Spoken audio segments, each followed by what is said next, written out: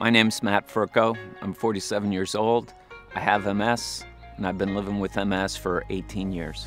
I used to do triathlons. I probably did 50 triathlons over a 13-year time period, and I don't do them anymore because I had some difficulties with MS.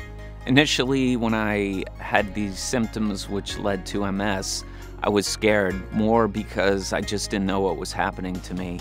I felt like I couldn't breathe, and there were a lot of things I was experiencing that I never had before. I went to see a bunch of different doctors, and ultimately I saw a neurologist who told me that he thought it was MS, but that there was no cure, so have a nice life and go on your way. There's several things I can't do because of MS, but I choose to look at the things that I can do. And one of those things is doing the climb against MS and the ride up Mont Ventoux. And I'm also going to do the ride thinking of my brothers and sisters that have MS that are less fortunate than I because they don't have the opportunity that I do to do this ride. I hope the challenge that I overcome by doing the ride serves as an inspiration to those that have MS, that there's plenty of things that can be done. I'm Teun Groters. I'm the head of the CNS business in Europe for Teva.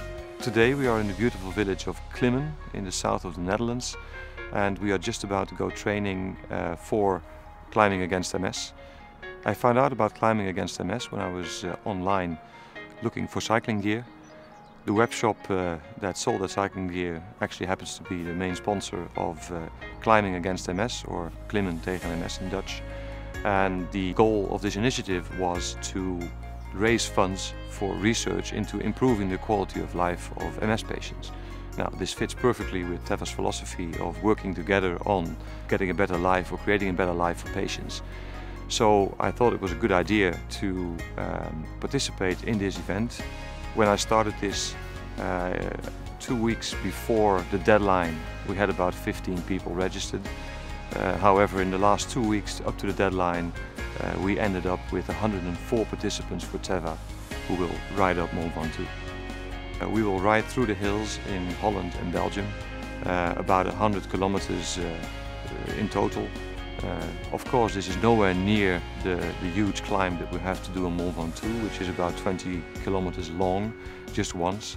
But it is at least a good training, especially while a number of people actually never rode a bike, and today will for the first time experience how it is to ride up a hill.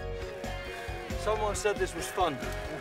I'm not sure about it. On 20 May, 104 Teva participants will climb the monstrous Mont Ventoux 1 to 3 times to raise funds for improving the quality of life of MS patients. Please sponsor them by making a donation via our website.